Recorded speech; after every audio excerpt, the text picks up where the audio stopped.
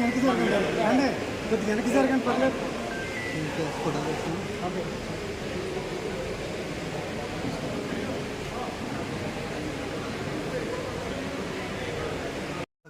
ఐదు సంవత్సరాల జగన్మోహన్ రెడ్డి అరాచక పరిపాలనకు ఈ రాష్ట్ర ప్రజలు ఈరోజు అంతం పలికి చంద్రబాబు నాయుడు గారు, పవన్ కళ్యాణ్ గారు, బీజేపీ నాయకత్వంలోని కూటమికి ఏకపక్షంగా ఈరోజు గెలుపునందించడం ఒక చారిత్రాత్మకమైనటువంటి తీర్పుగా మనందరం కూడా భావించవచ్చు.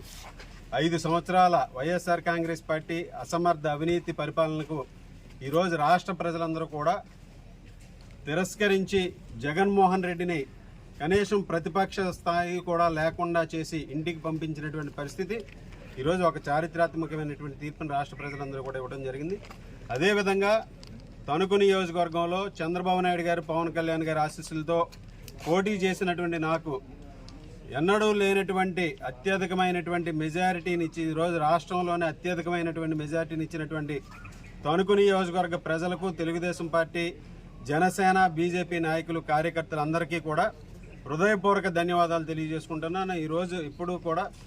ఈరోజు ఈ నియోజకవర్గంలో కూడా వైఎస్ఆర్ కాంగ్రెస్ పార్టీ నాయకులు, ప్రజాప్రతినిధులు చేసినటువంటి అరాచకమైనటువంటి పరిపాలనకు కూడా ఈరోజు ఈ నియోజకవర్గ ప్రజలందరూ కూడా బుద్ధి చెప్పారని ఈ సందర్భంగా తెలియజేసుకుంటున్నాం.